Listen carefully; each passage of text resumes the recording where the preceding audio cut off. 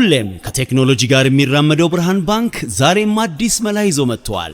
በኢትዮጵያ ዘመናዊ የትምህርት ቤት ክፍያ ስርዓትን በማስጀመር የመጀመሪያው ባንክ ብርሃን ባንክ ነው። ከ1000 በላይ የኢትዮጵያን ትምህርት ቤቶችን የክፍያ ስርዓት ያቀለለውና ያዘመነው ብርሃን ስኩል ፔይ አሁን ደግሞ በአዲስ አማራጭ ከቴሌ ብር ጋር በመቀናጀት የብዙዎችን ህይወት እያቀለለ ይገኛል።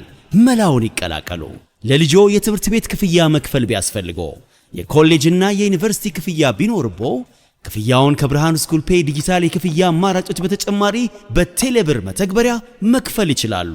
ብርሃን ስኩል ፔይ ከቴሌብር ጋር ተቀናጅቷል። ለብዙዎች ረፍት ሆኗል። እነሆ በረከት ከረፍቱና ከዘመናዊነቱ ጋር ይቀላቀሉ። ብርሃን ባንክ እንደ ስማችን ብርሃን ነው ስራችን። ሰላም አድማጮቻችን እንዴት አድራችኋል? የፉትቦል ካፌ ዝግጅታችን ጀምሯል። ሁለት ርዕሶች ላይ ዛሬ እንወያያለን።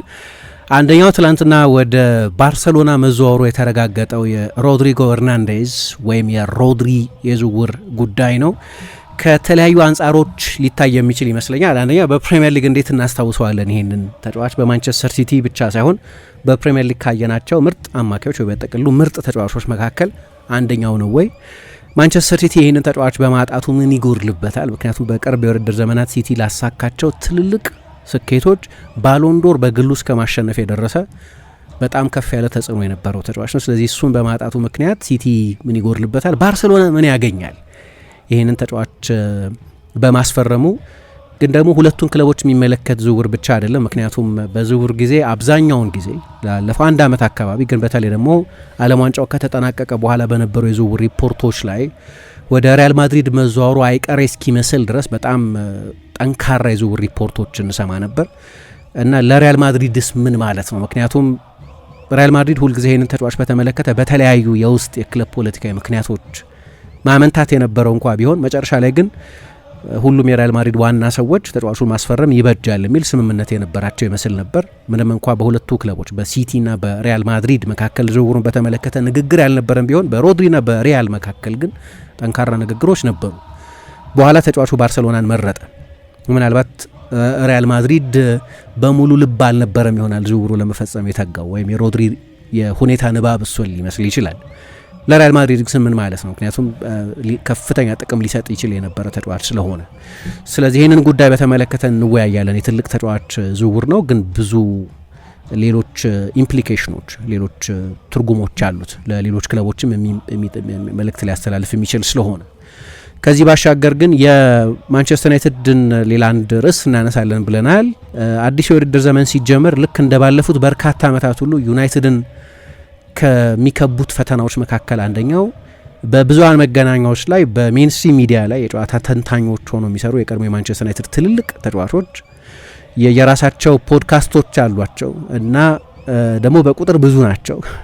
ተጽዕኗቸውም የድምጻቸው ተጽዕኖም የአስተያየታቸው ተጽዕኖ በጣም ከፍተኛ ነው እና ይሄ ባለፉት ዓመታት የነበሩት የማንቸስተር ዩናይትድ አሰልጣኞች ላይ ችግር ነበር። የማንቸስተር ዩናይትድ ተጫዋቾችም ላይ ተጽዕኖ የሚያሳርፍ ነበር። ሮይኪን የሚናገር ከሆነ ብዙ ሰዎች የፕሪሚየር ሊግ የምንጊዜ ምርጡ አማካይ ማን ነው? ምርጡ አማካይ ከምርጦቹ አማካዮች መካከል አንደኛው ምርጡ አምበል ምናምን የሚሉት አይነት ተጫዋች ብሩኖ ከአምበልነቱ ይገፈፍ የሚል አስተያየት የሚሰጥ ከሆነ ሾኮይቡ ቀላል አይደለም፣ ሞገዱ ብዙ ርቀት የሚሄድ ነው።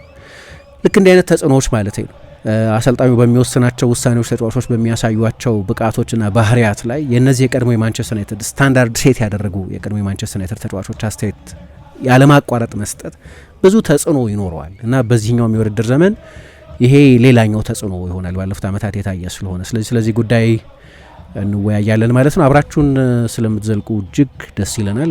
የመጀመሪያውን ጉዳይ እናንሳ። ሮድሪ በይፋ ባርሴሎና ተጫዋች ሆኗል። ይህንን ጉዳይ እንመልከት። ከፕሪሚየር ሊግ ታላላቅ ተጫዋች መካከል አንዱ ነው ሮድሪ። ባለፉት ዓመታት በማንቸስተር ሲቲ አስደናቂ ጊዜን ማሳለፍ ችሏል። አሁን ደግሞ ወደ ባርሴሎና ሄዷል። ይፈልገው ለነበረው ሪያል ማድሪድ፣ ለነበረበት ማንቸስተር ሲቲና አሁን ለተቀላቀለው ባርሴሎና የዚህ ተጫዋች ዝውውር ምን ማለት ነው? ምን ትርጉም ይሰጣል? የሚለውን ጉዳይ እንመልከት።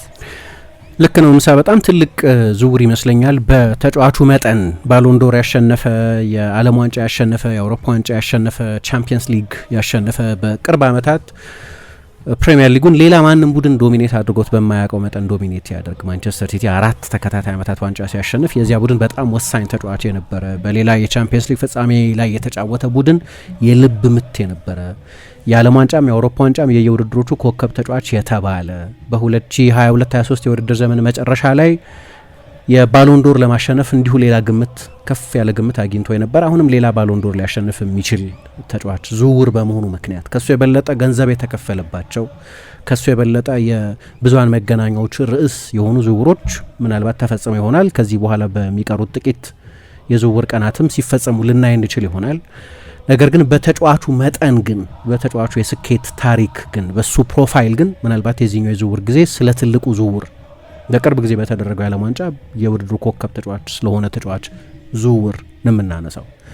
በዚህ ምክንያት ብዙ ትርጉም አለው ላጣው ክለብ ወይ ለሸጠው ክለብ ለማንቸስተር ሲቲም ላስፈረመው ክለብ ለባርሰሎናም ሊያስፈርመው ይችል የነበረ ግን ሳያስፈርመው ለቀረው ሪያል ማድሪድም ለእነዚህ ሁሉ ክለቦች ትርጉም ሊኖረው የሚችል ዝውውር ነው። በፕሪሚየር ሊግ ታሪክም ካየናቸው የፕሪሚየር ሊግ የአማካይ ተከላካዮችን መለኪያ ከፍ ያደረገ ብዙ ምርጥ የአማካይ ተከላካዮችን ፕሪሚየር ሊግ ባለፉት ዓመታት አሳይቷል። ግን የበለጠ የተሟላ የሆነ በቁጥጥርም ግን በተናዳፊነትም በአግሬሽንም በጣም ከፍ ያለ ችሎታ የነበረው ያለው ተጫዋች ነው ከማንቸስተር ሲቲ የወጣው።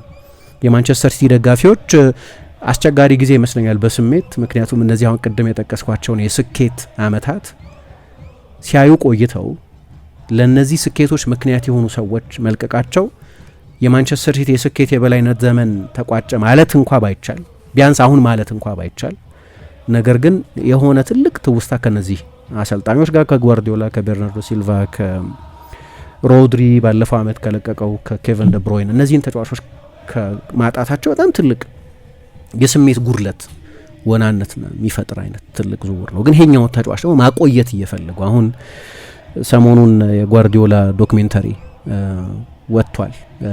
ብዙ ሲጻፍ አይቻሉ አርቲክል አላየሁትም ዶክሜንተሪውን ግን ለምሳሌ አንደኛው ያነበብኩት ኬቨን ደ ብሮይንን ወደ ቢሮ ጠርቶ አይ በቃ ኮንትራትን አናራዝምልህም ባለው ጊዜ ያለቀሰው ለቅሶ መቆየት ይፈልግ ነበር።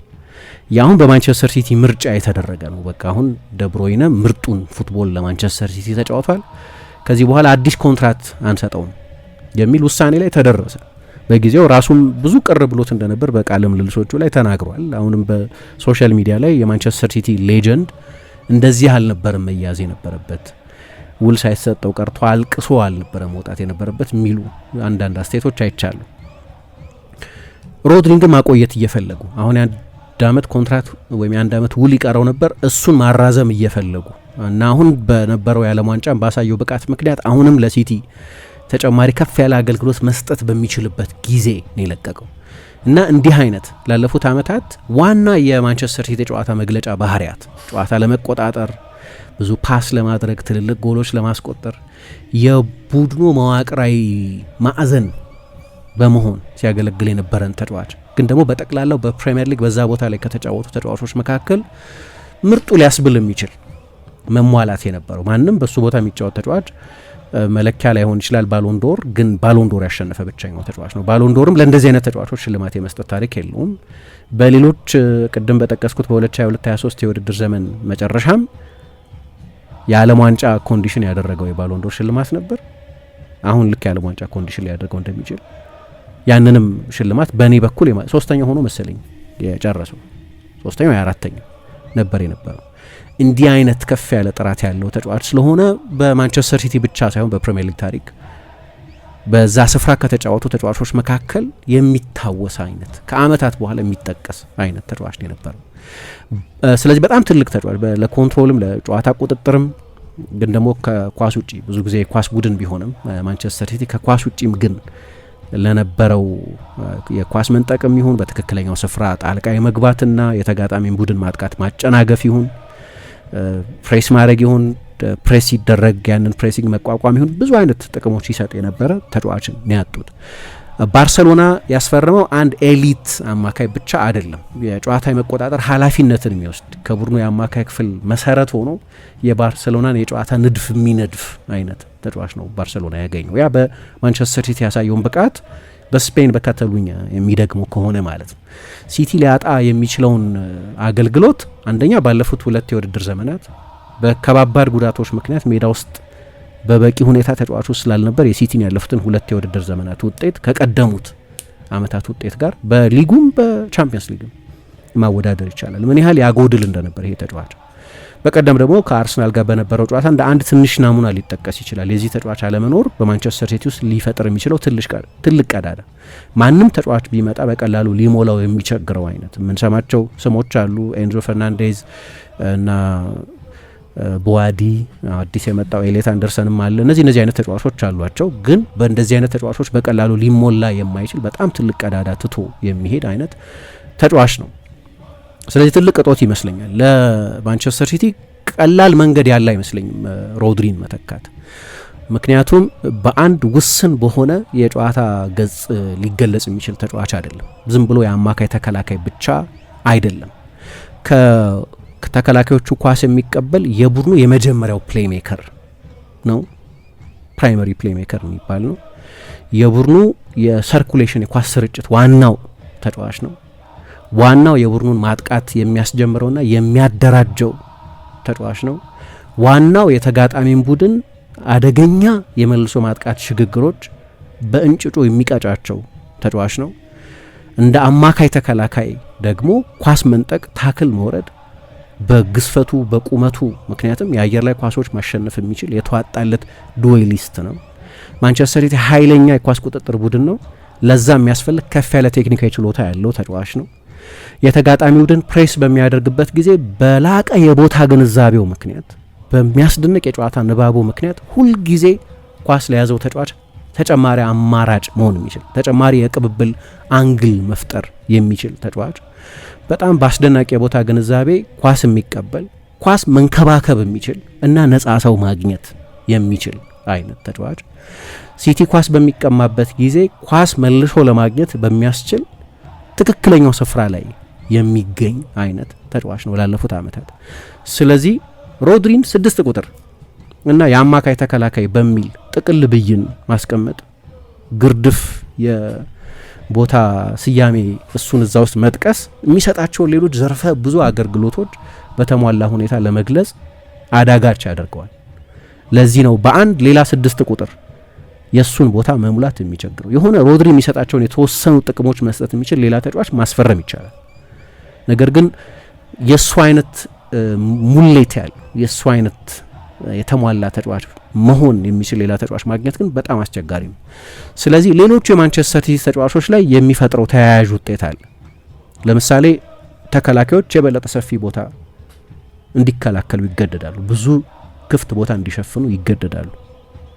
የመስመር ተከላካዮች የማንቸስተር ሲቲ የመስመር ተከላካዮች ያለ መቦዘን የሚያጠቁት የመስመር ተከላካዮች የሮድሪ መኖር በሽግግር ብዙ እንዳንጋለጥ ያደርገናል በሚል የደህንነት ስሜት የሚያጠቁት ተከላካዮች አሁን የበለጠ ቁጥብ እንዲሆኑ ሊገደዱ ይችላሉ። አንዳንድ የማንቸስተር ሲቲ ተጫዋቾች ከጥልቅ እንደሱ የመጀመሪያውን የቢልድ አፕ ምዕራፍ ቢልድ ማድረግ የሚችል ተጫዋች በቀላሉ ማግኘት ስለሚያስቸግር የማንቸስተር ሲቲን ኢኒሻል ቢልድ አፕ የሚባለው ወይም የመጀመሪያ ምዕራፍ ወይም የፈርስት ፌዝ ቢልድ አፕ የሚባለውን ለማገዝ ወደ ኋላ መመለስ ሊያስፈልጋቸው ይችላል። ስለዚህ ማንቸስተር ሲቲ ብዙ ተጫዋቾች ከኳስ ፊት አድርጎ በመጫወት የሚታወቅ ቡድን ከነበረ ምናልባት የተወሰኑትን ተጫዋቾች ወደ ኋላ መመለስ ያስገድደው ይሆናል።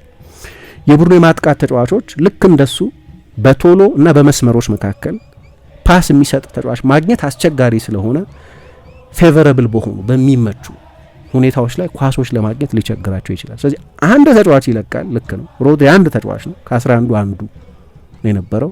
ግን አንድ ተጫዋች ብቻ አይደለም፣ ይሰጥ የነበረው ጥቅም በጣም ከፍተኛ ነው። ለዚህ ነው ሳይለቅም በፊት ቡድን ውስጥ እያለ ባልነበረበት በተጎዳበት ጊዜ ፍጹም የተለየ ማንቸስተር ሲቲን ማየት የጀመረ ነው። ከሱ መጎዳት ከዛ የኤሲኤል በመስከረም 2024 ከአርሰናል ጋር በነበረው ጨዋታ ከተጎዳ በኋላና ለረጅም ወራት ከሜዳ ኦልሞስት ለ1 አመት ከሜዳ ከራቀ በኋላ በሚቀጥለው ወር ማንቸስተር ሲቲ በ12 ጨዋታዎች 9 ጨዋታ የተሸነፈበት በጣም አስቸጋሪ የሆነ የጓርዲዮላ አሰልጣኝነት ዘመን ያየነበት የአንድ ተጫዋች የማጉደል መጠን በጣም ከፍተኛ እንደሆነ ያየነበት እንደ አንድ ተጫዋች ብቻ የሚጫወት ባለመሆኑ ምክንያት ከአንድ ተጫዋች አሁን የጠቀስኳቸውና ሌሎች ጥንካሬዎችን ማግኘት ስለሚያስቸግር አሁን እንግዲህ የሚያስቆጥራቸውን በጣም ትልልቅ ጎሎች የቻምፒየንስ ሊግ ፍጻሜ ላይ ያስቆጠረውን ጎል አይነት እና በሌሎችም በርካታ አጋጣሚዎች ያስቆጠራቸውን ዋጋቸው ከፍ ያሉ ጎሎችን ለአማካይ ተከላካዮች የሚበዛ የ20 ጎል ሲዝን የሚያሳልፍ አይነት ተጫዋች ነው በሚሰጣቸው የመጨረሻ ኳሶችና በሚያቀብላቸው ጎሎች። ግን ምልክቱን አይተናል። በዛ ባለፉት 2 ዓመታት በጉዳት ባሳለፈባቸው ሲዝኖች ላይ ማንቸስተር ሲቲ ለመልሶ ማጥቃት የበለጠ ተጋላጭ ሆኗል። በቀላሉ ለተጋጣሚ ቡድን ፕሬሲንግ እጅ የሚሰጥ ሆኗል። ብዙ ተጫዋቾች ከኳስ ፊት ያደርግ የነበረ ቡድን ከኳስ ጀርባ እያደረገ እንዲጫወት ተገዷል። መፍትሄዎች እየፈለገ ነው። ኤሌት አንደርሰን በጣም ጥሩ ተጫዋች ነው። አዩብ ቡዋዲ ትልቅ ተስፋ የሚጣልበት ተጫዋች ነው። ኤንዞ ፈርናንዴዝ በጣም ጥሩ ተጫዋች ነው። ግን አንደርሰን የበለጠ ፊዚካል፣ የበለጠ የቦክስ ቱ ቦክስ የበለጠ ዳይናሚክ ተጫዋች ነው።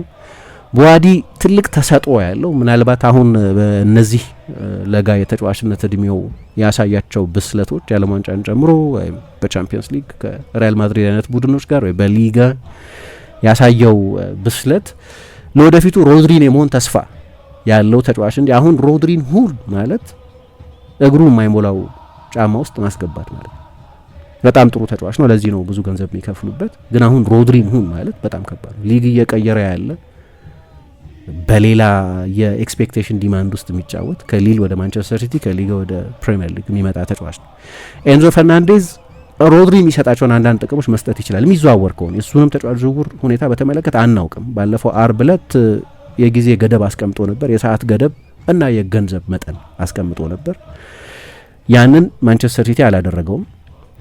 ለነገሩ ከኮሚኒቲ ሺልድ ጨዋታ በፊት በነበረው የኤንዞ ማሬስካ ቃለ ምልልስ ላይ ዛሬ ምንም ነገር እናደርጋለን ብዬ አልጠብቅም ብሏል። ስለዚህ ሲቲ በዛ ቀን ምንም አይነት እርምጃ እንደማይወስድ ይህንን ተጫዋች በተመለከተ አውቀን ነበር።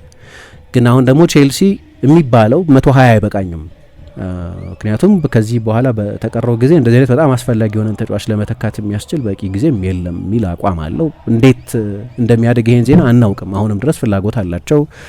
ከተጫዋቹ ወኪል ጋር ከሃቪየር ፓስቶሬ ጋር እየተነጋገሩ ነው ምናምን ይባላል። እሱ የበለጠ ዝግጁ ተጫዋች ይመስላል። የኳስ ስርጭትን፣ ኢንቴንሲቲን፣ ወደፊት መጫወትን፣ እነዚህ የመሳሰሉ ሮድሪ ሰጣቸው የነበሩ ጥቅሞችን መስጠት ይችላል። ግን ልክ እሱ ያደርግ እንደነበረው እንደ ብዙ ተጫዋቾች መጫወትን በተመለከተ ግን ያንን ማድረግ በጣም አስቸጋሪ ሊሆን ይችላል። ደንበኛ የጓርዲዮላ ደቀ መዝሙር ነበር ሊባል ይችላል። ምክንያቱም ጓርዲዮላን እንደ ተጫዋችም ለባርሰሎናም ሲጫወት ለብሬሻም ለስፔን ብሔራዊ ቡድንም ሲጫወት እንዳየ ነው። ሲያሰለጥንም ባሰለጠነባቸው 3 ክለቦች ውስጥ እንዳየ ነው። በጥቃቅን ቴክኒካዊ ጉዳዮች ላይ የላቀ ከፍተኛ ግምት የሚሰጥ በተለይ በመጀመሪያ ንክኪና በፓስ ቅበላ ጊዜ በፓስ ሪሴፕሽን ጊዜ ያለው ግምት በጣም ከፍ ያለ ነው።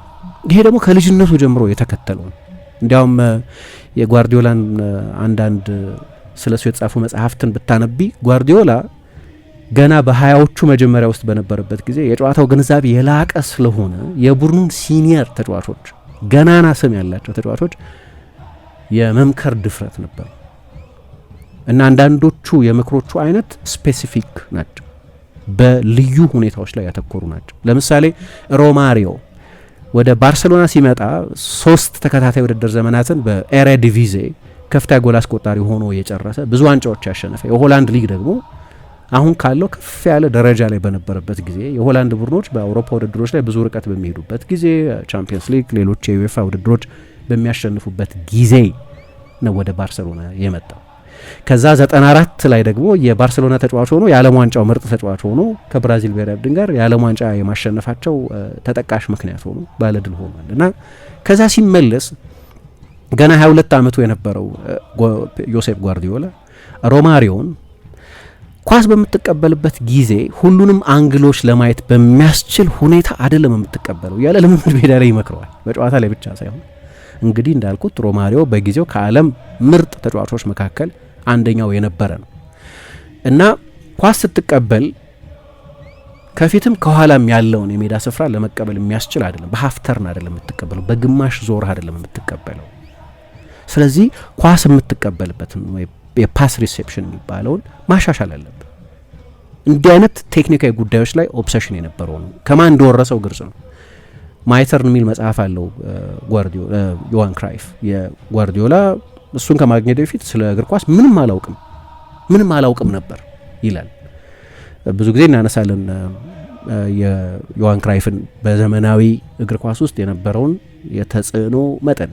ያ ዝነኛው የአያክስ ቡድን፣ ያ ዝነኛው የሆላንድ ቡድን፣ ያ ዝነኛው የባርሰሎና ቡድን አናጺ ሰሪ የነበረው እሱ ነው እና እዛ መጽሐፉ ላይ ምን ይላል? ለእኔ ይህን የሚለው ክራይፍ ነው፣ ከፍተኛው የቴክኒክ ጥራት የመጀመሪያ ንክኪ ነው ይላል። ተች ነው ይላል። the highest form of ቴክኒክ የሚለው ተች ነው። ምክንያቱም አንደኛ አንድ ተጫዋች በመጀመሪያ ንክኪ ኳስ መቆጣጠር አለበት። ከፍ ያለ ቴክኒካዊ ጥራት ያለ ቡድን ውስጥ እንዲጫወት የሚፈልግ ከሆነ ግን የመጀመሪያ የኳስ ቁጥጥሩ በቴክኒክ የላቀ እንዲሆን ከፍ ያለ ቴክኒክ ችሎታ ብሎ የሚያምነው እሱን ነው። በማይተር መጽሐፉ ላይ ጽፎታል። ነገር ግን የመጀመሪያ ንክኪው አንድ ተጫዋች የተዋጣለት እንዲሆን በልምምድ ሜዳ ላይ በመቶ ሺዎች የሚቆጠር የመጀመሪያ ኳስ ቁጥጥር ንክኪ ማድረግ አለበት ማለት ነው ይላል። ጓርዲዮላ ራሱ ሲናገር ደግሞ በመሬት ኳስ መምጣትና የኳስ ቁጥጥር ከፍ ያለ ቴክኒካዊ ችሎታ፣ የኳስ ንክኪ፣ የኳስ ቁጥጥር፣ የመጀመሪያ ተች፣ ይህንን የመሳሰሉት የባርሰሎና ሰዎች፣ የሆላንድ እግር ኳስ ሰዎች፣ የሆላንድ የእግር ኳስ ትምህርት ቤት ሰዎች ሁሉ በጋራ የሚስማሙበት ቴክኒክ ኳስ በመሬት የሚለው ቴክኒክ ነው እና ኳስ አየር ላይ በሚሆንበት ጊዜ ሀፍ ኤንድ ሀፍ ነው ይላል። ግማሽ ግማሽ ነው፣ በቃ 50% የማሸነፍ እድል ነው ያለሽ። ግን ኳስ በመሬት እግርሽ ከመጣ ግን ያንቺ ነው ኳሱ፣ 100% ኦነርሺፕ ያለሽ ይላል።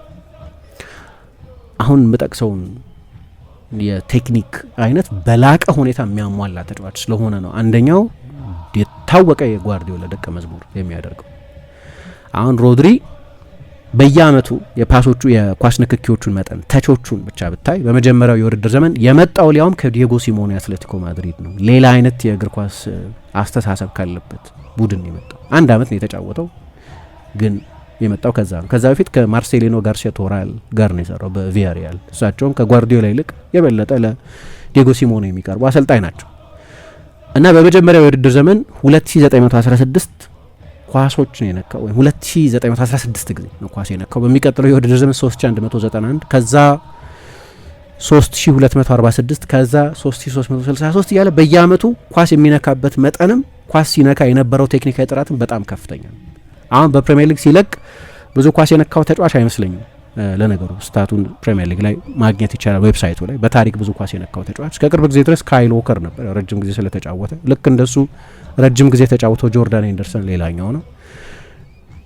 የነሱን ያህል ብዙ ኳስ አልነካም በጥቅሉ፣ የነሱን ያህል ረጅም ጊዜ ስላልተጫወተ 2019 ላይ ነው ወደ ማንቸስተር ሲቲ የመጣው። በሲዝን አቨሬጅ ግን አንደኛ ነው።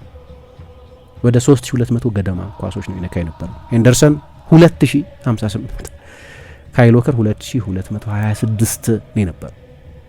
ሌላ ብዙ ኳስ በአማካይ የሚነካው በአቨሬጅ ካየነው ዳቪድ ሲልቫ ነው 2345፣ ሌላኛው ፌርናንዲኞ ነው።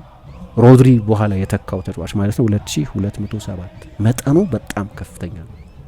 ማንቸስተር ሲቲ ፕሪሚየር ሊግን ብቻ አይደለም ዶሚኔት ያደረገው፣ የተጫወተበት መንገድ በጣም የላቀና ኃይለኛ ቴክኒካዊ አጨዋወት ነው የነበረው እና የዚህ አእምሮና ልብና ሳምባና ኩላሊት የነበረው ተጫዋች ይሄኛው ተጫዋች በቃ የሲቲ የጨዋታ ሁለመና የነበረ ተጫዋች ነው። ግን በተለይ ደግሞ ያጨዋወቱ ማዕከላዊ ሀሳብ በሆነ የኳስ ቁጥጥርና ከፍ ያለ ቴክኒክ ላይ ስለሆነ ለዛም ይሆን ተጫዋች የነበረ ነው። አንድ ሪቻርድ ጆሊ የሚባል ጸሐፊ ኬቨን ደ ብሮይነ የምን ጊዜም የማንቸስተር ሲቲ ምርጡ ተጫዋች ነው፣ ኤርሊንግ ሃላንድ የማንቸስተር ሲቲን የጎል ማስቆጠር ሪከርዶች በሙሉ የሚሰባበረው ተጫዋች ነው ከማንቸስተር ሲቲ በሚለቅበት ጊዜ፣ ሲቲ ውስጥ ጫማ ከሰቀለ ጫማ በሚሰቅልበት ጊዜ፣ ቤርናርዶ ሲልቫ ባለፉት 40 ዓመታት ለማንቸስተር ሲቲ ከፍተኛ ጨዋታ የተጫወተ፣ በጓርዲዮላ አሰልጣኝነት ታሪክም ብዙ ጨዋታ ለጓርዲዮላ የተጫወተው ተጫዋች ነው። ነገር ግን ጓርዲዮላን እንደ አሰልጣኝ በምንገነዘብበት የጨዋታ እምነት አንድ ሰው ይወከል ቢባል ሮድሪ ነው። የዛ የጓርዲዮላ አጨዋወት ፐርሶኒፊኬሽን፣ በሰው በአንድ ሰው ልትወክሉት ብትፈልጉ እሱ ነው ይላል። ሁልጊዜ ከ90 በላይ ኳሶች የሚነካ፣ 90ማ ትንሹ ነው፣ ከ100 በላይ ኳሶች የሚነካ የቡድኑን ማጥቃት በማደራጀትም የተጋጣሚን ቡድን የማጥቃት ተስፋም በመቅጨትም በጣም የተዋጣለት ደንበኛ የቱዌ ተጫዋች ነው እና እዛ ቦታ ላይ የሚጫወቱ ተጫዋቾችን በታሪክ ብታወዳደሪ በታሪክ ከሚጠቀሱ ተጫዋቾች መካከል አንዱ ለመሆን የሚያስችል ስኬቶቹም ትልልቆቹ የዓለም አቀፍ ስኬቶቹም ቻምፒየንስ ሊጎቹም የአውሮፓ ዋንጫዎቹም የዓለም ዋንጫዎቹም የግል ሽልማቶቹም ለዚህ ያግዛሉ እና ለመጨረሻ ጊዜ በሮድሪ ቦታ እየተጫወተ ባሎን ዶር ያሸነፈው ተጫዋች 1962 ላይ ጆሴፍ ማሱፑስት የሚባል ቼኮስሎቫኪያዊ ተጫዋች ነው። 1962 ነው። የትኛውም የአማካይ ተከላካይ ተጫዋች የዓለም ዋንጫ የወርቅ ኳስ ወስዶ አያውቅም። ሮድሪ አድርጎታል እና በጣም አስደናቂ ተጫዋች ነው። ደግሞ ለጓርዲዮላ ቡድኖች በጣም ፈታኝ የነበረው ፌርናንዲኞን መተካት ሌላ አስፈላጊ ተጫዋች ስለነበረ ከሻክታር ዶኔትስክ ነበር ያመጡት። አንድ ጊዜ ፍሬድን በኋላ ወደ ማንቸስተር ዩናይትድ ሄደ፣ ሌላ ጊዜ ጆርጂኖን ወደ ቼልሲ ሄደ። እንዲህ አይነት ተጫዋቾች ለማምጣት ጥረት አድርጎ ነበር፣ ግን ከነሱ እጅግ የተሻለ ተጫዋች ነው በኋላ ያስፈረሙ። በጊዜው ይሄ ተጫዋች ገንዘቡ በዝቶበታል እና እየተባለ የነበረ ተጫዋች ማለት ነው እና ምን ይለዋል ጆሊ ያው በኋላ የጓርዲዮላ ቡድን ቻምፒየንስ ሊግ ሲያሸንፍ የቶኒ ፑሊስ አይነት ፊዚክ የነበረው ረጃጅም ተጫዋቾች የነበሩት ከረጅሞቹ አንደኛው ሮድሪ ነው። ደግሞ የጓርዲዮላ ቡድኖች ቴክኒክን የደባለቀ ቡድን ነበር ይላል እና አስፈላጊነቱ ቡድን ውስጥ የሚያጎድለው ነገር ቀላል አይደለም። አሁን ባለፉት 2 የውድድር ዘመናት ሁሉም ነገር አስቸጋሪ ነበር ማለት ባይቻልም እኔ ሁልጊዜ ከቀደሙት የሲቲ ደረጃዎች ጋር ነው ማወዳደሩ። ለሌሎች ብዙ ቡድኖች ድንቅ የውድድር ዘመን ተብሎ ሊጠቀስ የሚችል ነው። ሁለተኛ እና ሶስተኛ ሆኖ መጨረስ 78 እና 71 ነጥብ መጨረስ ለብዙ ቡድኖች ስኬታማ የውድድር ዘመን አሳልፈናል እንዲሉ የሚያደርጋቸው ሊሆን ይችላል። በዚህ ጊዜም ኤፍ ኤ ካፕ አሸንፏል፣ ለሌላ ኤፍ ኤ ካፕ ፍጻሜ ደርሷል፣ ሊግ ካፕ አሸንፏል። ስለዚህ ዋንጫዎችም ነበሩት። ለሌሎች ቡድኖች ስኬት ነው ይሄ፣ ግን ማንቸስተር ሲቲ ያስቀመጠው ደረጃ ነበር። የሀገር ውስጥ ትሬብል የሰራ ዓለም አቀፍ ትሬብል የሰራ 4 ተከታታይ ዓመት ሊግ ያሸነፈ የ90 ነጥብ ቡድን በመሆን የሚታወቅ ስለነበር ከራሱ የቅርብ ዓመታት የማንቸስተር ሲቲ ታሪክ ጋር ስናነጻጽረው ነው ደከም ያለ የምንለው እንጂ ለብዙ ቡድኖች ግሩም ሊባል የሚችል ግን በእነዚህ ጊዜያት ደግሞ በተለይ በተጠናቀቀው ባለፈው የውድድር ዘመን የአርሰናል ሻምፒዮን የሆነው የአርሰናል የፕሪሚየር ሊግ ዋንጫ ተፎካካሪ የነበረው ደግሞ ሲቲ ነው። እንደ ድሮ ባይሆንም የሲቲ ደረጃ በጠቅላላው እና በነዛ መካከል ማንቸስተር ሲቲ አድቫንቴጅ ያለው በመሰለባቸው ወቅቶች ሁሉ ሮድሪ አቬይለብል ነበር። የሱ መምጣት ነው ያንን አይነት ሲቲማ በቃ አሁን አርሰናል ላይ ደርሶ ዋንጫውን ይወስዳል የሚል አይነት ኢምፕሬሽን እንዲሰጥ ያደረገው። ሁልጊዜ የሚገርመኝ አንድ ስታቲስቲክስ አለ። ተጎርቶ ከሜዳ ከመራቁ በፊት በነበሩት የመጨረሻዎቹ 8 ወራት ማንቸስተር ሲቲ 75 ጨዋታዎች አድርጎ ነበር እና አንድ ጨዋታ ብቻ ነበር የተሸነፈው የ2024ቱን የኤፍ ኤ ካፕ ፍጻሜ። በፕሪሚየር ሊግ ደግሞ 74 ጨዋታዎች አድርጎ ነበር ከመጎዳቱ በፊት። ይሄ ጠቅላላ የጨዋታዎቹን ብዛት በ8 ወራት ሳይሆን በዛ 8 ወር ማዕቀፍ ውስጥ ነው። በማንቸስተር ዩናይትድ 2024 ላይ ብቻ የተሸነፉበት በፕሪሚየር ሊግ አንድም ጨዋታ አልተሸነፉም እሱ በነበረበት ለ74 ጨዋታ። ደግሞ ወደ ኋላ ለጠጥ እናድርገውና ከመጎዳቱ በፊት የነበሩትን ወደ ሲቲ ከመጣ በኋላ ያሉትን የመጀመሪያዎቹን 3 ዓመት ተኩል ከወሰደን ሲቲ 149 ጨዋታ አድርጎ 10 ጨዋታ ብቻ ነው የተሸነፈው። የሱ መኖርና አለመኖር እንደዚህ አይነት ድራማዊ ልዩነት የሚፈጥር አይነት ነው። ስለዚህ ሲቲ ለወደፊቱ ይተካዋል አይተካውም፣ ምን ያህል ያጎድላል፣ እስካሁን ባለው ሁኔታ ሲሰጥ በነበረው የአገልግሎት ጥራት ሲያጎድል ከሜዳ በሚርቅበት ጊዜ ሲያጎድል ስላየን የሚሞላው ቀዳዳ ስፋቱ ትልቅ ነው። ምን ያህል ያደርጉታል አይታወቅም፣ ግን አስቸጋሪ እንደሚሆን መገመት ይቻላል። ስለዚህ በምንም ጥያቄ የለውም አስደናቂ ተጫዋች ነው። አሁን ደግሞ የዓለም ዋንጫ ላይ ፔፕ እንደገመተለት ሆነ። የዓለም ዋንጫው ሲመጣ ታዩታላችሁ ብሎ ነበር። ፊት የሚሆነው ያን ጊዜ ነው ስላለ እና የዓለም ዋንጫው ላይ ተጽዕኖ ምንም ጥያቄ የለውም። የኮከቦች ቡድን ነበር ለማለት ያስቸግራል። የስፔን ብሔራዊ ቡድን የበለጠ የህብረት ቡድን ስለነበር፣ ግን ከዛ ውስጥ ጎላ ብሎ የሚታይ ግርማ ነበር። ባርሴሎና አማካይ ክፍሉ ላይ ብዙ አማራጮች አሉ። ምን ያገኛል ባርሴሎና የሚለውን ደግሞ ጥቂት ለማንሳት ፔድሪ፣ ፍራንኪ ዲዮንግ፣ ጋቪ፣ ዳኒ ኦልሞ፣ ማርክ ካሳዶ፣ ማርክ ቤርናል አይነት ተጫዋቾች አሉት። በቁጥር ብዙ ናቸው፣ ወጣቶች ናቸው፣ በቴክኒክ ከፍ ያለ ጥራት ያላቸው ናቸው። እዚህ ላይ እንዲያውም ፌርሚን ሎፔዝን አልጠቀስኩትም። እሱም እዛ ቦታ ላይ መጫወት የሚችል ተጫዋች ነው። እና የተለያዩ ቦታዎች ላይ መጫወት ይችላሉ። እነዚህ ተጫዋቾች የቦታ ቁጥጥር አላቸው። ነገር ግን እሱ የሚሰጣቸውን ፖዚሽናል ኮንትሮል፣ አካላዊ ፕሬዘንስ፣ የመከላከል ግንዛቤ፣ ዓለም አቀፍ ልምድ ሁሉም ተጫዋቾች አላቸው፣ በተሟላ ሁኔታ አላቸው ለማለት ግን ያስቸግራል። ሁሉም በራሳቸው መብት ድንቅ ተጫዋቾች ቢሆኑ ሮድሪ እንግዲህ 4-3-3ን ባርሰሎና በሚወደው ፎርሜሽን ነው። 4-3-3 4-2-3 4-3-3 በዛ መሀል የሚዋል ቡድን ነው። ጥልቁ ዲፕስ ላይንግ አማካይ ጥልቅ አማካይ ሆኖ የሚጫወት አጠገቡ ፔድሪ አለ። ሮድሪ ከሁለቱ የመሀል ተከላካዮች መካከል እየተገኘ የባርሰሎናን የመጀመሪያ ምዕራፍ ቢልዳፕ ማሳለጥ የሚችል ሁለቱ የባርሰሎና የመስመር ተከላካዮች ወደፊት ሄደው ያለ ሀሳብ ወደ ጀርባቸው የተገላመጡ ሳይጫወቱ በሙሉ ልብ ማጥቃት የሚያስችል ላይሰንስ የሚሰጥ እንደ ብዙ ተጫዋች የሚጫወት ነው ያልኩት ለዚህ ነው። የቡድኑ የክንፍ ተጫዋቾችም ትራክ ባክ ለማድረግ ብዙ ሳይሰጉ የበለጠ ወደ ሴንትራል ቦታዎች ገብተው ይጫወታሉ። ምክንያቱም የመስመር ተከላካዮች ወደፊት ሄደው ወደ ጎንም ተለጥጠው ያጠቃሉ ማለት እንደ ላሚን ያማል ወይ ራፊኛ ወይም ጎርደን ወይም ካረም አዴየሚ አይነቶቹ ተጫዋቾች ደግሞ የበለጠ እንደ ውስጥ አጥቂዎች እንደ ኢንሳይድ ፎርዋርድስ እንደሚሏቸው ልክ እንደዛ እንዲጫወቱ እድል ይሰጣቸዋል። በስፔን ብሔራዊ ቡድን ከፔድሪ ጋር የነበረው ጥምረት የተዋጣለት አልነበረም። በኋላ እንዲያውም ፔድሪ ተጠባባቂ ሆኖ ነበር። አንዱ ምክንያት ሁለቱም የበለጠ የጨዋታ ተቆጣጣሪዎች በመሆናቸው ምክንያት እና ብዙ ጊዜ አንድ የጨዋታ ተቆጣጣሪ ስለሆነ ቡድኖች የሚፈልጉት ብዙ አልሰራም ይሆናል። ነገር ግን በክለብ እግር ኳስ በእያንዳንዱ ቀን አብረው ልምምድ በሚሰሩበት ጊዜ በየ3 ቀን አብረው በሚጫወቱበት ጊዜ ልክ እንደ ስፔን ብሔራዊ ቡድን አይነት የተዋጣ ኬሚስትሪ ለመፍጠር ውስን ጊዜ ስለሆነ የሚኖረው የአይነት የውህደት ችግር ላይኖር ይችላል እና ፔድሪ የበለጠ ወደፊት ተጠግቶ መጫወት፣ በመስመሮች መሀል ስፔሶች ማግኘት፣ ኳስ እየገፉ መሄድ፣ ከኳስ ጋር አክስለሬት ማድረግ ወይም የበለጠ ኢኒየስታን መሆን እንዲችል እድል ይሰጠዋል። ምክንያቱም ያ ቡድን አንድ ወይ ሁለት ኮንትሮለሮች ነበሩት፣ ቡስኬትስ እና ቻቪ። ኢኒየስታ ኮንትሮለር አልነበረም፣ ጨዋታ ተቆጣጣሪ አልነበረም። አሁን ቅድም ያነሷቸው ፔድሪ ምናልባት ከሮድሪ መምጣት በኋላ የበለጠ በነጻነት ያደርጋቸዋል ብለን የምንጠብቃቸው ነገሮች አሉ። ፍራንኪ ዲዮንግ ሌላኛው ተጫዋች ነው። ልክ እንደ ሮድሪ ሁሉ ሆልዲንግ አማካይ ሆኖ መጫወት የሚችል በጣም ጥሩ የጥልቅ አብዶኛ ብዙ ኳስ ወደፊት ፕሮግረስ ማድረግ የሚችል ተጫዋች ነው። ግን ሮድሪ እንግዲህ ወራት ከሜዳ ይርቃል ነው እየተባለ ያለው። አንደኛው ባርሴሎና ይህንን ዝውውር በጣም በትኩረት የመጀመሪያ እቅዳቸው አልነበረም። ሮድሪን ብቻ ሳይሆን ሌላ ተጫዋች እዛ ቦታ ላይ ማስፈረም ፍላጎት እንደነበራቸው እየሰማን አልነበረም። ማርክ ቤርናር ላይ ትልቅ እምነት ስላላቸው ግን የዲዮንግ መጎዳት ነው ቶሎ እንዲህ አይነት እርምጃ እንዲወስዱ አድርጓቸዋል የሚባለው። ከፍራንኪ ዲዮንግም ጋር ግን አብሮ መጫወት ይችላል። ምክንያቱም ዲዮንግ አያክስ ውስጥ በነበረበት ጊዜ የበለጠ ነጣቂ ባህሪ ካለው ተጫዋች ጋር አብሮ ይጫወት ነበር።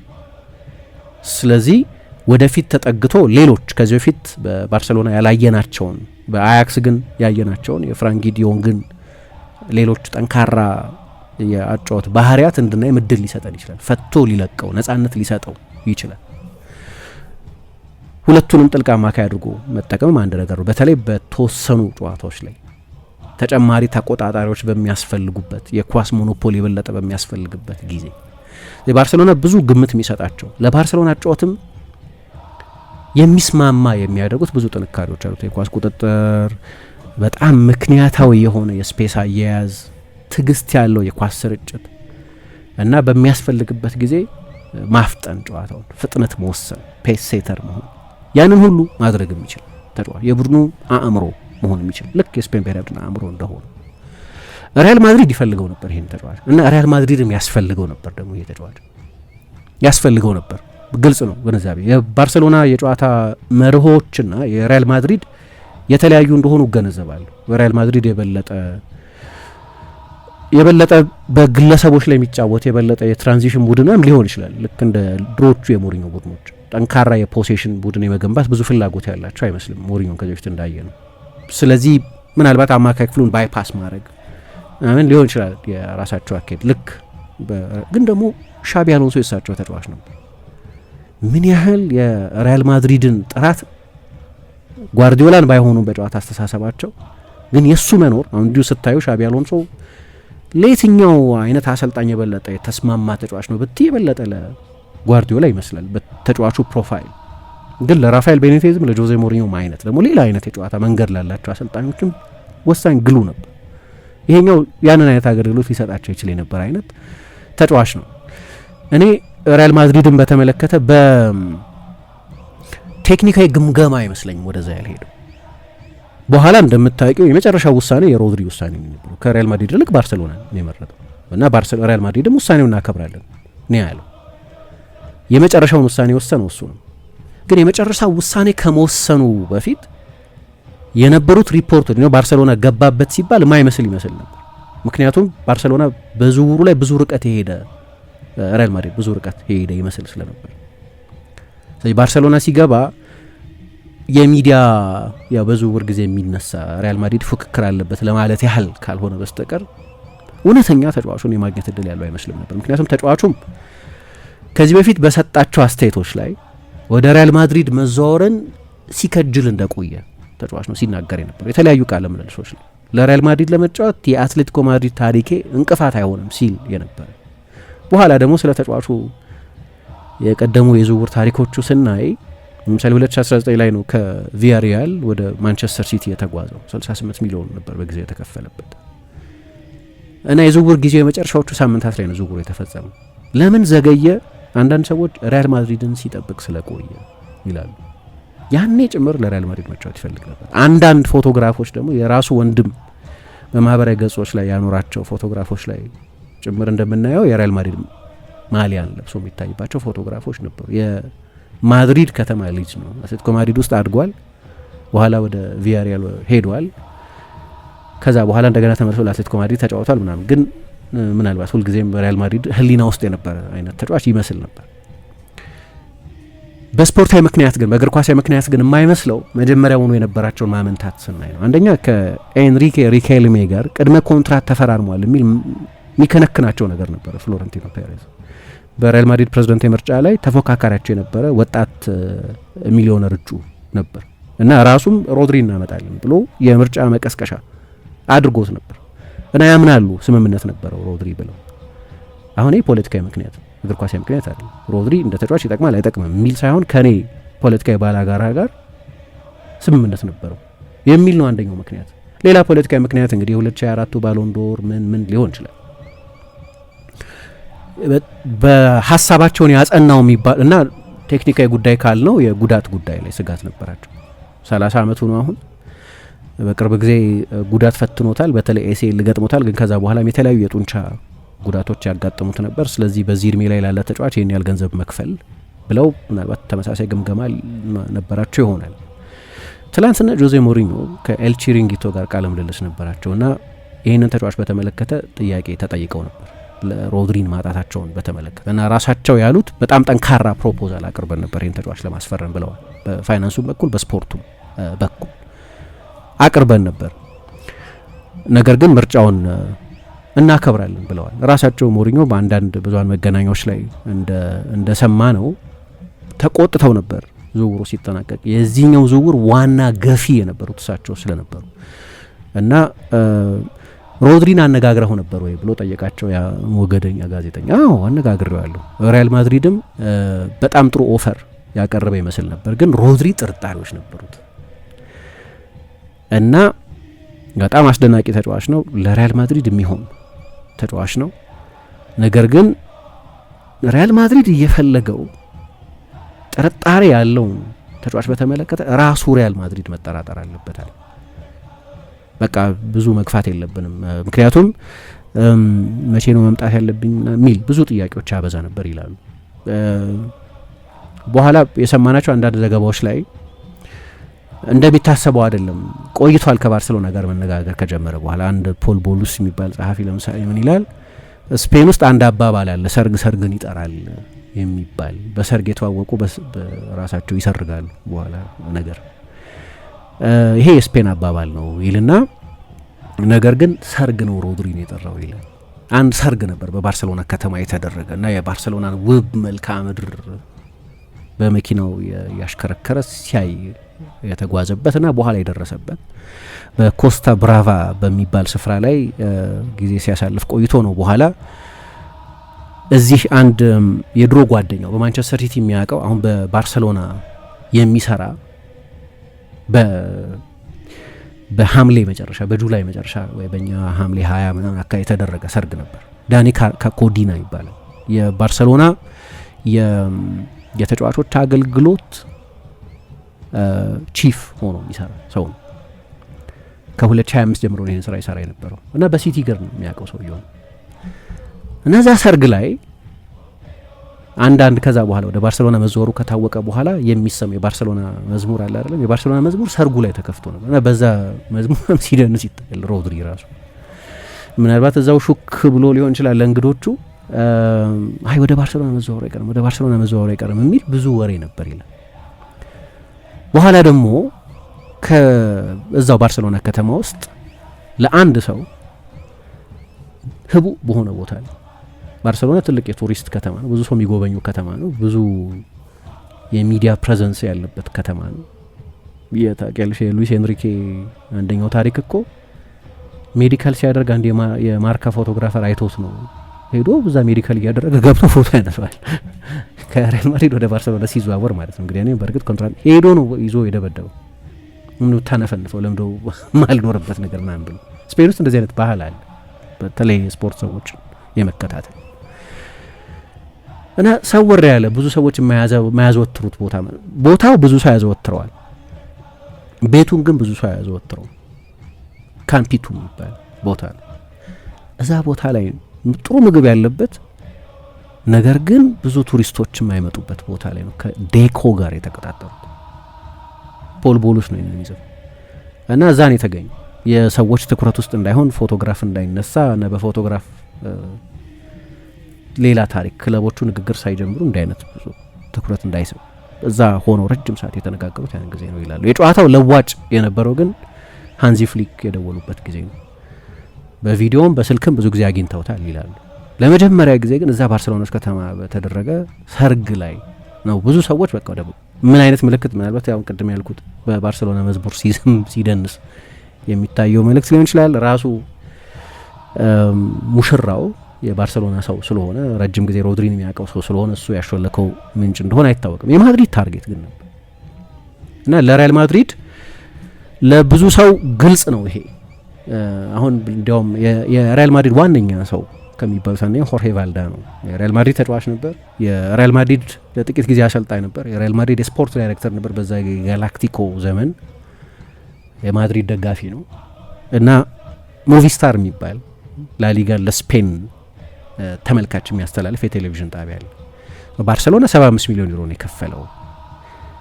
ሮድሪ ለሚሰጠው አገልግሎት 35፣ ሪያል ማድሪድን እንዲህ አይነት ተጫዋች ለማሳጣቱ 40 ከፍሏል። እኔ እንደዛ ነው ማየው ይላል ሆርሄ ቫልዳኖ ነው ያለው። እኔ ከቫልዳኖ በላይ ኳስ ጨዋታ አላውቅም። ምክንያቱም ማድሪድ ያስፈልገው ነበር እንደዚህ አይነት ተጫዋች፣ እንገነዘብ ነበር እንደሚያስፈልገው። የክሩስ አይነት ክሩስና ሮድሪ አንድ አይነት ተጫዋቾች አይደሉም። በተለይ ይሄኛው የበለጠ ኳስ ነጣቂም ስለሆነ ግን እነሱ ሴንትሮ ኮምፒስታ ኦርጋኒዛዶር የሚሉት ማጥቃት የሚያደራጅ ተጫዋች ግን ቡድኑ በሚከላከልበት ጊዜ የቡድኑ የመዋቅር መሰረት መሆን የሚችል አይነት ተጫዋች ግን ጎድሎታል። ወይም ደግሞ ከዚህ በፊት ለጆዜ ራሱ ሻቢ አሎንሶ የሰጣቸውን አይነት ጥቅም መስጠት የሚችል አሁን ለሲቲ ሲሰጥ ቆይቷል ያልነው ጥቅም ለባርሰሎና ይሰጣል ተብሎ የሚጠበቀው ጥቅም እንግዲህ ዝውውርን በተመለከተ እንደ ሮድሪ አይነት የተረጋገጠ ችሎታ ያለው ተጫዋችም ጭምር ቢሆን ዋስትና አይደለም። ኢልካይ ጉንዶዋን ትልቅ ተጫዋች ነው፣ ወደ ባርሰሎና ሄዶ አልተሳካለት። እንዲሁ አሁን አንዳንዱ የተጫዋቹን ችሎታ በማወቅ የባርሰሎናን አጫወት በማወቅ ባርሰሎና ውስጥ ካሉ ተጫዋቾች ጋር በአሰልጣኙ የጨዋታ እምነት ውስጥ ከሚኖር ሁኔታ ጋር በማያያዝ ነው አንዳንዶቹ ነገሮች ይሆናል የሚል ግምትም የተጫናቸው አስተያየቶች ናቸው። ሪያል ማድሪድ ያስፈልገው ነበር አይነት ተጫዋች። ለዛ ነው ባለፈው ኤል ፓይስ ሞሪኞ ከ13 ዓመት በፊት ከለቀቁት አሰልጣኝነት በባህሪያቸው በጣም የተረጋጉ ሰክ ነው። ራሳቸው ደግሞ በዚህኛው በኤልጀሪንጊቶ ቃለ ምልልስ ላይ ለመጀመሪያ ጊዜ ወደ ሪያል ማድሪድ ስመጣ ከነበረው ስሜት ይሄኛው ይበልጣል ይለያልም። ምክንያቱም ያኔ የማድሪድ ሰው አልነበርኩም፣ ከውጭ ነው የመጣሁት። አሁን ቤቴ ወደ ነበረ ቦታ ነው የተመለስኩት። ስለዚህ በስሜት የተለየ ቦታ ነው ይላሉ። ምናልባት ይሄኛው ሁኔታ ሊሆን ይችላል፣ እድሜም ሊሆን ይችላል፣ የሰው የልምድ መጠን ሊሆን ይችላል። እኔ ፉክክሩ ሲጀመር መሰለኝ የበለጠ ሞሪኞ አይ በቃ ሌላ አይነት ከዚህ በፊት ከምናውቃቸው የተረጋጉ ናቸው ለማለት የሚያስችለው አሁን የፉክክሩ አድሬናሊኑ ምናምኑ ሳይመጣ እንደዛ ለማለት ያስቸግራል። ግን ለመጀመሪያ ጊዜ ከዛ እርጋታቸው ያስወጣቸው ሮድሪን ማስፈረም የሚችሉበት እድል እንዳለ ሲታወቅ ነው ይላል። ያኔ ነው በቃ የሚጠቅማቸው ነው አሰልጣኞች የበለጠ የሚገነዘቡት አይነት ምናልባት መደበኛ ተመልካች ከሚገነዘበው በላይ አሰልጣኞች የበለጠ የሚገነዘቡት አይነት ተጫዋች ነው። አስፈላጊነቱን የበለጠ የሚረዱት አይነት ተጫዋች ነው። ሞሪኞ ደግሞ በደንብ እንደ አይነት ተጫዋቾች ነበሯቸው ለረጅም ጊዜ። ለዛ ነው ቫልዳኖም ማድሪድ ማስፈረም ነበረበት ይሄንን ተጫዋች። ስለዚህ ባርሰሎና የከፈለውን ገንዘብ ለሁለት የከፈለው ለዛ ነው 75 ሚሊዮኑ ራሱ ላገኘው ግን ባላጋራው ላሳጣው ጭምር ነው ይላል። የተጫዋቹ ምርጫ እንደዛ ነው የሆነው። ፍላጎት ነበረው እንዳልኩት ሪያል ማድሪድ ብዙ ዝውውሮች ፈጽሟል፣ ግን አንዱም አማካይ አይደለም።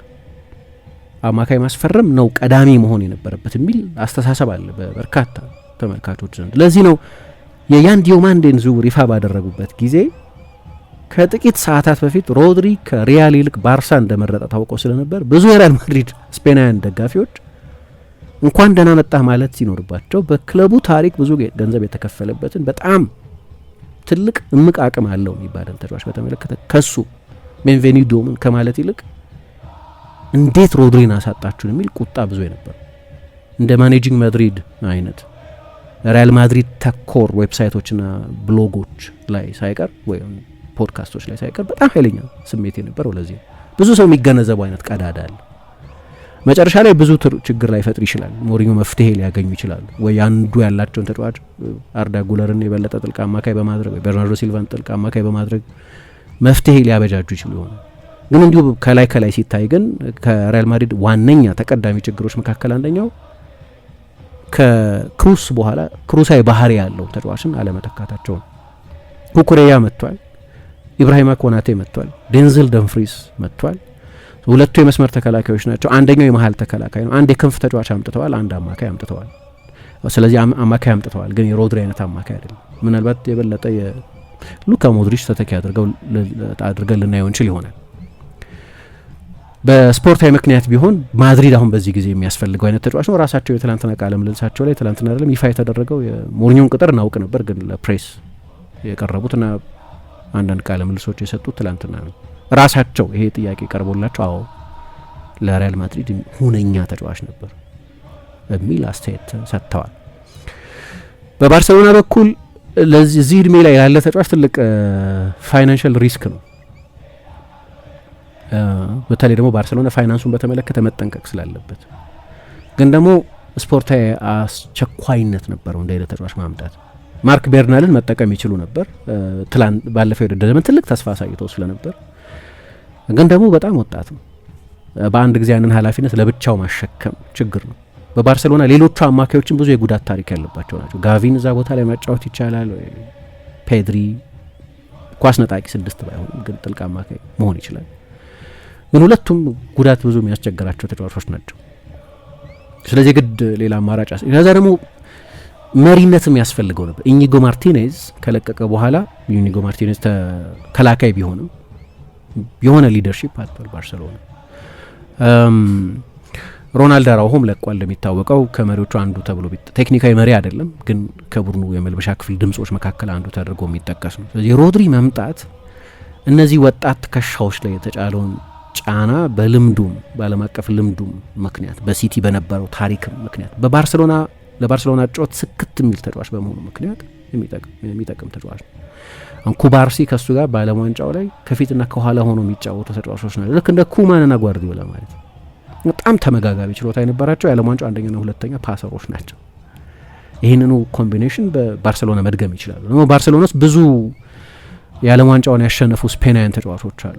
በፋይናንሱ በኩል ባርሴሎና ደሞዙን በተመለከተ ብዙ ለውጦች ያድርጓል። አሁን የ25 ሚሊዮን ዩሮ ይከፈለው የነበረው ሮበርት ሌቫንዶቭስኪን አዲስ ኮንትራት ላይ ለመስጠት በመወሰናቸው ምክንያት ለቋል። ሌላ ከፍተኛ ደሞዝ የሚያገኘው ማርክ አንድሬ ተር ስቴገን ወደ አያክስ በውሰት ሄዷል።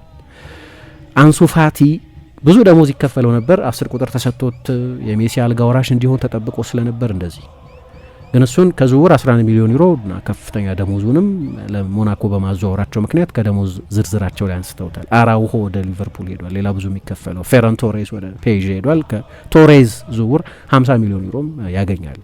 ስለዚህ ካመጣቸው ተጫዋቾች ባሻገር ያወጣቸው ተጫዋቾችም አሉ እና ባርሳ በፋይናንሱም በኩል ጥንቃቄ አድርጓል። በቂ ጥንቃቄ ያደረገ ይመስል እንዲህ አይነት ዝውውር ለመፈጸም የሚያስችል የፋይናንስ መሰረት ነበረው። የበለጠ ማጥቃቱን ማሻሻል አለባቸው። የፌራን ቶሬዙ የሁሊያን አልቫሬዝ ዝውውር ትላንትና ከዚህኛው የዛሬው የአትሌቲኮ ማድሪድ ጨዋታ በፊት ዲየጎ ሲሞኔ በሰጠው አስተያየትም የሚዘዋወር አይመስልም። አትሌቲኮ ማድሪድ በጣም ጥብቅ አቋም ነው ተጫዋቹ ላይ የያዘው። ግን የዓለም ዋንጫ የስፔን ስኬትን እሱም ልክ ማድሪድ ኤርፖርት ባርሴሎና ኤርፖርት ላይ ኤልፕራት ነው የሚባለው መሰለኝ እዛ በደረሰበት ጊዜ ስለ ቻምፒየንስ ሊግ ነው ያነሳው። አሁን ለባርሴሎና ቻምፒየንስ ሊግ አስፈላጊ ነው። ላሊጋን ካለፉት 4-5 ሲዝኖች በአራቱ አሸንፈውታል። 2 ተከታታይ ውድድር ዘመን አሸንፈዋል። ላሊጋውን የሀገር ውስጥ 6 ውድድሮች 5ቱን አሸንፈዋል ከተጠናቀቀው የውድድር ዘመን ኮፓ ዴል ሬ በስተቀር።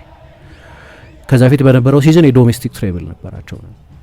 አሁን ኢንተርናሽናል ቻምፒየንስ ሊግ 11 ዓመት ሆኗቸዋል ቻምፒየንስ ሊግ ካሸነፉ። ያንን ይፈልጉታል እና እንዲህ አይነት ኢንተርናሽናል ውድድር ላይ ደግሞ የስፔን ብሔራዊ ቡድን መሰረት የሆኑ ተጫዋቾች ባርሴሎና ውስጥ አሉ። ራሱ ኩባርሲ የውድድሩ ወጣት ኮከብ ተጫዋች ተብሎ የተመረጠ ነው። ሮድሪ የውድድሩ ምርጥ ተጫዋች ተብሎ የተመረጠ ነው። ላሚን ያማል የስፔን ትልቁ ፖስተር ቦይ የሚዲያ ስታር የነበረ ነው። ዳኒ ኦልሞ በአጥቂ አማካይነት በጣም አስፈላጊ ታክቲካዊ ሚና የነበረው ነው። ፔድሪ ጎንዛሌዝ እየተቀየረ እየገባ የዓለም ዋንጫው ፍጻሜን ጨምሮ እየተቀየረ እየገባ ከፍ ያለ አገልግሎት የሰጠ ለባርሴሎና በጣም ወሳኝ የሆነ ተጫዋች ነው። እንደዚህ ብዙ ባይጫወቱም ፓብሎ ፓይዝ ጋቪራ ወይም ጋቪ፣ ኤሪክ ጋርሲያ፣ ጆዋን ጋርሲያ ግብ ጠባቂ የቡድኑ አባላት የሆኑ የዓለም ዋንጫ ሜዳሊያን ይዘው የተመለሱ ልክ እንደ 2010 ማለት ነው። 2010 ላይ ካርሎስ ፑዮል፣ ጄራርድ ፒኬ ሁለቱ የማል ተከላካዮች ነበሩ። ያኔ ሰርጂዮ ራሞስ የቀይ መስመር ተከላካይ ሆኖ ነበር ይጫወት የነበረው። ቻቪ ሄርናንዴዝ፣ አንድሬስ ኢኒየስታ፣ ሰርጂዮ ቡስኬትስ አማካዮች ናቸው። ዳቪድ ቪያ ነበር፣ ፔድሮ ሮድሪጌስ ነበር። ልክ እንዳሁኑ እንደ ጆዋን ጋርሲያ ሁሉ ቪክቶር ቫልዴዝ የአይከር ካሲያስ ተጠባባቂ ነበር። ስለዚህ ከሜዳሊያ ጋር ነው ልክ እንደ 1974ቱ የጀርመን ባየር ሚኒክ ቡድን ልትዩ ይችላል። ያኔ የጀርመን ብሔራዊ ቡድን የዓለም ሻምፒዮን ሲሆን ከባየር ሚኒክ ጋር የዩሮፒያን ካፕ ያሸንፉ የነበሩ ብዙ ተጫዋቾች ነበሩ ቡድን ውስጥ። ሴፕ ማየር፣ ፖል ብራይስለር፣ ሃንስ ዮርጅ ሽቫንዘንበርግ፣ ኦሊ ሆነሽ፣ ጌርድ ሙለር አይነት ተጫዋቾች ነበሩ እና ትልቁ ፍራንዝ ቤከንባወር ለባየር ሚንሽንም ለማንሻፍትም ለሁለቱም ይጫወቱ የነበሩ ናቸው። ሚኒክ በኋላ 2014 ላይ የዓለም ዋንጫን ባሸነፈው የጀርመን ብሔራዊ ቡድን ውስጥ ከፍተኛ ጥቅም የሰጡ ተጫዋቾች ነበሩ። የብሔራዊ ቡድን ስኬታቸው የክለብ ስኬታቸው በብሔራዊ ቡድን የደገሙ ተጫዋቾች ማለት ነው። ባርሴሎና ትልቅ ኢንተርናሽናል ውድድር ማሸነፍ ይፈልጋል። ባየርን ያን ሰሞን የዓለም ዋንጫ አሸንፈው ነበር። የቻምፒየንስ ሊግ አሸንፈው ነበር 2013 ላይ። የዓለም ዋንጫ ደግሞ ተጫዋቾቹ አሸንፈው ማኑኤል ኖየር፣ ፊሊፕ ላም፣ ጀሮም ቦቲንግ፣ ባስቲያን ሽቫይንስታይገር፣ ቶማስ ሚለር፣ ቶኒ ክሩስ፣ ማሪዮ ጎትዘ አይነት ተጫዋቾች ያኔ ነበሩ። ስለዚህ ለባርሴሎናም እንዲህ አይነት የስፔን ብሔራዊ ቡድንን የስኬት ኬሚስትሪ በባርሴሎና ለመድገም እድል የሚሰጥ አይነት ተጫዋች ነው። እንግዲህ አጥቂ አለማምጣት ትልቅ ውጤት ሊኖረው ይችላል። አሁን ሌላ ሁለተኛ እቅድ ያላቸው አይመስልም። ፕላን ኤያቸው ፕላን ኤ የሚመስለው ሁሊያን አልቫሬዝ ነው። ግን ውስብስብ ይመስላል ይሄ ዝውውር በመጨረሻው 10 ቀን ውስጥ መጠናቀቁ ማጠራጣሪ ነው። ስለዚህ ሌላ አጥቂ ማያመጡ ከሆነ የምንሰማቸው ሌሎች ስሞች አሉ፣ በተለያየ ጊዜ የሚጠቀሱ ስሞች ግን ምናልባት ሀሰተኛ 9 ቁጥር መጠቀም ሊሆን ይችላል አንደኛው ምርጫ። ምክንያቱም ሀሰተኛ 9 ቁጥር ሆኖ መጫወት የሚችሉ ብዙ ተጫዋቾች አሏቸው፣ እዛ ቦታ ላይ መጫወት የሚችሉ ተጫዋቾች አሏቸው። አንድ ኒኮሎስ ትሬሶልዲ የሚባል የጀርመን ከ21 ዓመት በታች ቡድን ተጫዋች ስሙ በተደጋጋሚ ከባርሴሎና ጋር ሲጠቀስ እንሰማለን። ግን ሲኒየር ተጫዋች ካላመጡ ግን ዳኒ ኦልሞ ሀሰተኛ 9 ቁጥር ሆኖ መጫወት ይችላል። አንቶኒ ጎርደን ለኒውካስል አጥቂ ሆኖ ሲጫወት የውድድር ዘመኑን ያሳለፈው። ምናልባት አንዳንድ ሰዎች የሜሲ አይነት ኤቮሉሽን ላሚን ያማል ላይ ይፈልጋሉ። ሜሲ ሲጀመር የቀኝ ክንፍ ተጫዋች ነበር፣ በኋላ ሀሰተኛ 9 ቁጥር ሆኖ ነው በጣም አስደናቂ የሆነው። ስለዚህ ላሚን ያማልም ላይ ተጨማሪ የሚና ሽግግር ልናይ እንችላለን የሚሉ ሰዎች አሉ። ግን ከኋላ ግን ጠንካራ ስትራክቸር አለው። በባርሴሎና በኩል የነበረው አንደኛው ሀሳብ እንዲያውም ለፖሴሽኑ አይደለም ባርሴሎና የሚፈልገው ተጫዋቹ አሁን ቅድም ፓስ ተች ምን ስላልነበር ለሱ አይደለም እንዲያውም ዋናው ነገር። ምክንያቱም ትልቁ ችግር የነበረው ከአንድ የተሳሳተ ፓስ በኋላ ፉልባኮቹ 40-50 ሜትር መሮጥ አለባቸው። የክንፍ ተጫዋቾቹ እነሱን ለማገዝ ብዙ መሮጥ አለባቸው። 40 ሜትር ሪትሪት ማድረግ አለባቸው። በሀይ ላይ ነው የሚጫወተው። ስለዚህ ሌሎቹ ተጫዋቾች ላይ ያለውን ይሄንን አካላዊ ሸክም ብቻውን የቡድኑ የቁጥጥር ሲስተም በመሆን ብቸኛ ሎን የኮንትሮል ሲስተም ተጫዋች በመሆን መቅረፍ ይችላል። ስለዚህ በተለይ የባርሴሎና ዋናው ትኩረት ቡድኑ ኳስ በሚያጣበት ጊዜ ያለ የመከላከል ቅርጽ ነው። ባለፉት ዓመታት በቻምፒየንስ ሊግም በተለይ በቻምፒየንስ ሊግ በኢንተሩም በአትሌቲኮ ማድሪድም ጨዋታ የቸገራቸው እሱ ስካን ያደርጋል፣ ጨዋታ መገልበጥ ይችላል፣ ኳስ አድቫንስ ማድረግ ይችላል። ግን ከሁሉ በላይ ከኳስ ጋር ቡድኑ ለማጥቃት በሚያደራጅበት ለኳስ ቁጥጥር በሚያደራጅበት ያለ ኳስም በትራንዚሽን ጊዜ ያለው የጨዋታ ንባብ ስፓሻል አዌርነስ ያስፈልጋል። እና ከቡስኬትስ መልቀቅ በኋላ ቡስኬትስ ከመልቀቁም በፊት የመጨረሻዎቹ ጥቂት ዓመታት በተለይ በአካላዊ በእድሜ እየገፋ በመምጣቱ ምክንያት ድሮም ቢሆን ትልቅ አትሌት የነበረን ባይሆን ግን ሞቢሊቲው እየቀነሰ መጥቶ ነበር። ግን ከሱ መልቀቅ በኋላ ደግሞ ሙከራዎች ነበሩ። ኦሪየል ሮሜዩን አይነት ተጫዋች አምጥተዋል። ብዙ ተጫዋቾች እዛ ቦታ ላይ ተጠቅመዋል። ሁነኛ መፍትሄ ግን አልነበራቸውም። አሁን ደግሞ ከቡስኬትስ መልቀቅ ወደ አሜሪካ መሄድ በኋላ ጫማ መስቀል በኋላ እግር ኳስ ዘመኑ የሚያመጣቸው አዳዲስ ውስብስብነቶች አሉት። ብዙ የቦታ ፍርርቅ እናያለን። ፖዚሽናል ሮቴሽን እናያለን። ወደ ሜዳው ጠርዝ ያለው ኦቨርሎድ ጨምሯል። ኢንቨርት የሚያደርጉ ፉልባኮች አሉ። ብዙ ነገር ተለውጧል። ከዛ በኋላ ሰዎች ምን ይላሉ? መጀመሪያ ወደ ሐኪም ቤት ስትሄጂ እንደምታገኘው ነርስ ወይም እንደምታገኛት ነርስ እና እንደ ትራፊክ ተቆጣጣሪ መሆኑን ይጠይቃል። ሁለቱንም ኃላፊነቶች መወጣት ያስፈልጋል። እና የቡድኑን የጥራት ደረጃ ለምሳሌ ሻቢ አሎንሶ ወደ ሪያል ማድሪድ ሲሄድ በቀጥታ ለሮናልዶ ብዙ አሲስት አልሰጥም። ለምሳሌ ሮናልዶ ግን ከዛ በኋላ ፉልባክ ለማገዝ እያለ ወደ ኋላ እንዲሮጥ አልተገደደም። ምክንያቱም ስትራክቸር የሚያደራጅ የኮንትሮል ተጫዋች ነበራቸው። ሻቢ አሎንሶ እንደዚህ አይነት ተጫዋች ነው ነበር ሪያል ማድሪድ ኳስ በሚያጣበት ጊዜ። ስለዚህ ሮናልዶ ኤነርጂ ብዙ ይቆጥብ ከሆነ የመጨረሻው 30 ሜትር ላይ ብዙ ይጫወት ከነበር መሰረት ስለነበረው ቤዝ ስለነበረው እንትኑ ተጽዕኖ ዶሚኖ ኢፌክት የሚባለው ተያያዥ ውጤት ነው ያለው። ከፊት ያሉትም ተጫዋቾች ላይ ተጽዕኖ ይኖራል። ሰርጂዮ ቡስኬት በስፔንም በባርሴሎናም ላይ ከ2008-9 ውድድር ዘመን ጀምሮ ተመሳሳይ ተጽዕኖ ነው የነበረው። የባርሴሎና የክንፍ ተጫዋቾች እላይ እና ወደ ጎን እንዲቆዩ እንጂ ያለ ማቋረጥ ኳስ በተቀሙ ቁጥር ትራክ ባክ እንዲያደርጉ እንዳይገደዱ አድርጓል። በኢንተር በቅርብ ጊዜ ማርሴሎ ብሮዞቪች ተመሳሳይ ተጽዕኖ ነበር። በጣም የተዋጣለት የቦታ ሽፋን መስጠት የሚችል ለኮንቴ ቡድን በኳስም ጊዜ ከፍተኛ የኳስ ቁጥጥር ስርጭት መጨመር የሚችል አይነት ተጫዋች ነው። እንዲሁ ስታዩ ለጨዋታ ስታይሉ የባርሴሎና ተጫዋች አይነት ነው ከሪያል ማድሪድ ተጫዋች ይልቅ። ግን ደግሞ ማድሪድ እዛ ቦታ ላይ ተጫዋች በተለይ እንደዚህ አይነት ተጫዋች ቢያገኙ በጣም አስፈላጊ ነበር። አሁን እንግዲህ ተጫዋች የሚያመጡ ከሆነ አይታወቅም። እንደ አንጄሎ ስቲለር አይነት የዛሬ ዓመት ከማንቸስተር ዩናይትድ ጋር ስሙ ሲነሳ የነበረ ማንቸስተር ዩናይትድ ሌሎችም ክለቦች ይፈልጉታል ተብሎ በተለያየ ጊዜ ባየር ሙኒክም ሲጠቀስ የነበረ አይነት ተጫዋች ያመጡ እንደሆነ አላውቅም። ግን እሱን የሚያመጡት ከሆነ ያው ዳውን ግሬድ ጥሩ ተጫዋች ነው። ግን ሮድሪ በዚህ ቦታ ያለምንም ክርክር ያለ ምርጡ ተጫዋች ነው። ራሳቸው ሃንዚ ፍሊክ ከዝውውሩ መጠናቀቅ በኋላ እንዳሉት እና ብዙ ወገኖች ላይ ተጽዕኖ የሚኖረው ተያያዥ ውጤት የሚኖረው አይነት ይመስላል። ትልቅ ዝውውር ነው እንደምንለው አይነት ተጽዕኖ የሚኖረው ከሆነ ለሁለቱም ቡድኖች ከአመት በኋላ ምናልባት አንደኛው ቡድን ተሳስቷል፣ አንደኛው ቡድን ትክክል ነበር ውይይት እንዲኖር ሊጋብዝ የሚችል አይነት ነው። ማንቸስተር ሲቲም ላይ ቅድም እንዳነሳሁት ቀላል የማይባል ቀዳዳ የሚፈጥር እና የሆነ የዘመን መቋጨት የሚመስል አይነት ነው። ከሜዳ ውጭ እንዳለ ድል የምንቆጥረው ከሆነ 2007 ላይ ከአርሰናል ቲየሪ ኦንሪን የማስፈረም ፍላጎት፣ 2013 ላይ ከሳንቶስ ኔይማርን የማስፈረም ፍላጎት ነበረው ሪያል ማድሪድ። ሁለቱም ባርሴሎና ነበር ያን የመረጡት።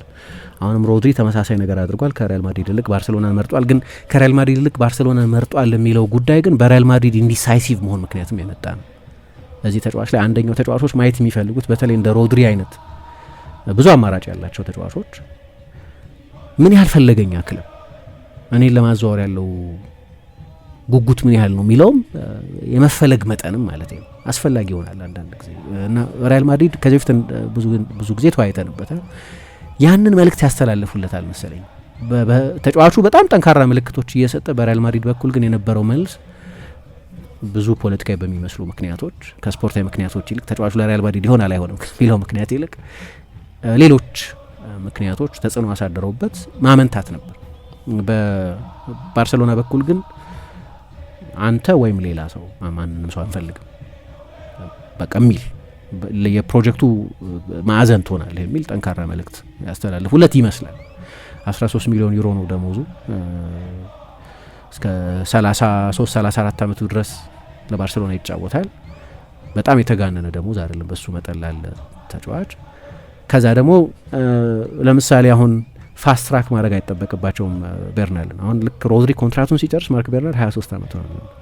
ስለዚህ ለእንደዚህ አይነት ይህንንም ተጫዋች ኮች ማድረግ ይችላል። አጠገቡ ያለው ባርሴሎናን የሚመጪውን 10 ዓመት የአማካይ ተከላካይም ማሰልጠን ይችላል። ተመሳሳይ ባህሪ ያለው ቤርናል በነገራችን የመሀል ተከላካይ መሆን ይችላል። ስለዚህ ምርጫ ይሰጣቸዋል። ኤሪክ ጋርሲያን 6 ቁጥርም የመሀል ተከላካይም እያደረጉ ሲጠቀሙበት ነበር። አሁን የሙሉ ጊዜ የመሀል ተከላካይ ማድረግ እድል አላቸው። ስለዚህ ሌሎች ቦታዎችም ላይ እንዲህ አይነት ተጽዕኖ ይኖረዋል እና ብዙ ትርጉም ያለው ትልቅ ዝውውር ነው። ፕሪሚየር ሊጉም ትልቅ ተጫዋች ያጣ ይመስላል። ሁሌም ከቴክኖሎጂ ጋር የሚራመደው ብርሃን ባንክ ዛሬም አዲስ መላ ይዞ መጥቷል። በኢትዮጵያ ዘመናዊ የትምህርት ቤት ክፍያ ስርዓትን በማስጀመር የመጀመሪያው ባንክ ብርሃን ባንክ ነው። ከ1000 በላይ የኢትዮጵያውያን ትምህርት ቤቶችን የክፍያ ስርዓት ያቀለለውና ያዘመነው ብርሃን ስኩል ፔይ አሁን ደግሞ በአዲስ አማራጭ ከቴሌ ብር ጋር በመቀናጀት የብዙዎችን ሕይወት እያቀለለ ይገኛል። መላውን ይቀላቀሉ። ለልጆ የትምህርት ቤት ክፍያ መክፈል ቢያስፈልጎ የኮሌጅና የዩኒቨርሲቲ ክፍያ ቢኖርቦ ክፍያውን ከብርሃን ስኩል ፔይ ዲጂታል የክፍያ አማራጮች በተጨማሪ በቴሌብር መተግበሪያ መክፈል ይችላሉ። ብርሃን ስኩል ፔይ ከቴሌብር ጋር ተቀናጅቷል። ለብዙዎች ረፍት ሆኗል። እነሆ በረከት ከረፍቱና ከዘመናዊነቱ ጋር ይቀላቀሉ። ብርሃን ባንክ እንደ ስማችን ብርሃን ነው ስራችን።